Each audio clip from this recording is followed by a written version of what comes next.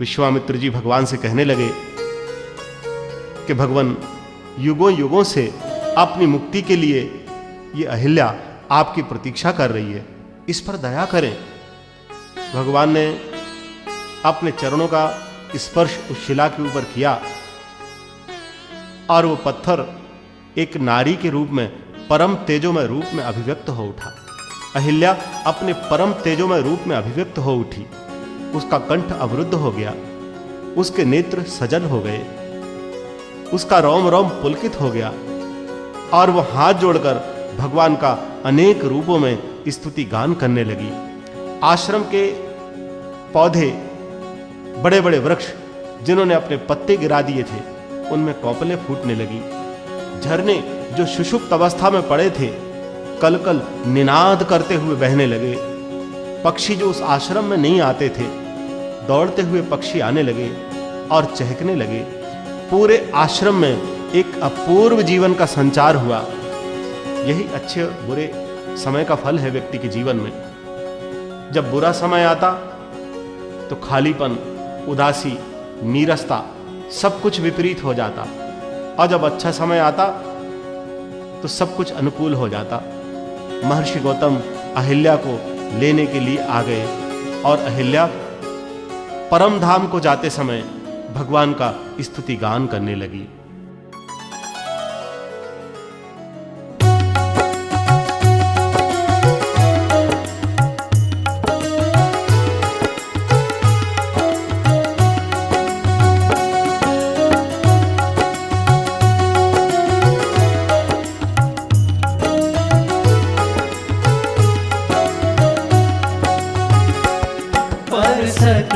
पद पावन शोक न सावन, प्रगट भई तप कुंज सही। परसत पद पावन शोक न सावन, प्रगट भई तप कुंज सही। देखत रघुनायक जन सुखदायक, सन्मुख होई कर जोरी रही। देखत रघुनायक जन सुखदायक, सन्मुख होई कर जोरी रही। परसत पद पावन शोक न सावन।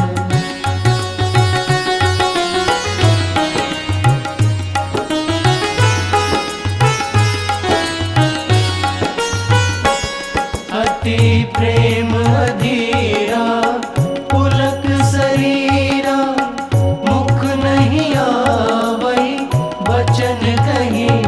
अति प्रेम अधीरा पुलक शरीरा, मुख नहीं आवई वचन कही। अतिशय बड़भागी चरणन लागी, जुगल नयन जलधार वही। अतिशय बड़भागी चरणन लागी, जुगल नयन जलधार वही। परसत पद पावन शोक न सावन, प्रगट भई तप कुंज सही।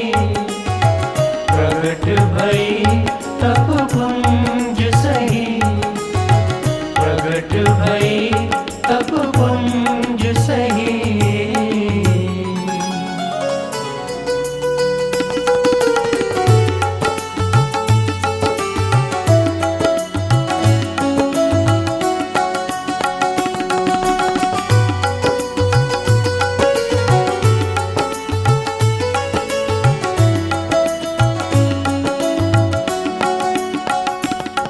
धीरज मन कीन्हा प्रभु कबु चीन्हा, रघुपति कृपा भगति पाई। धीरज मन कीन्हा प्रभु कबु चीन्हा, रघुपति कृपा भगति पाई।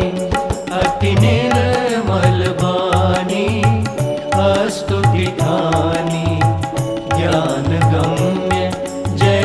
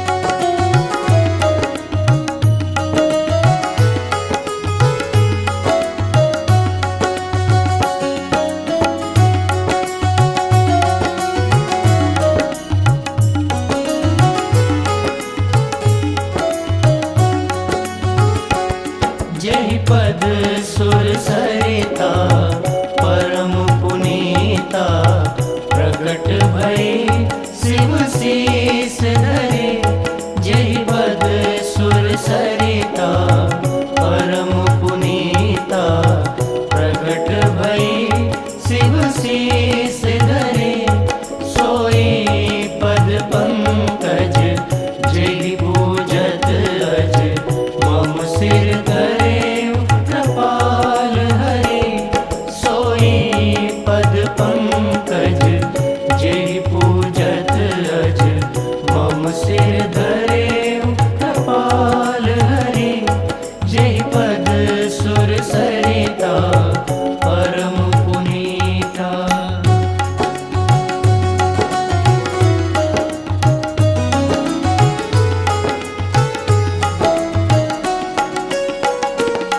एही भांति सिधारे गौतम नारी, बार बार हरि चरण परी। एही भांति सिधारे गौतम नारी, बार बार हरि चरण परी। जो अति मन भावा सो बर पावा, गए पति लोक आनंद भरी।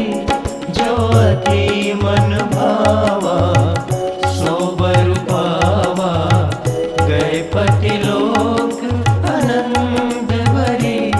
जय पद सुर सरिता परम पुनीता। प्रगट भई शिव शीस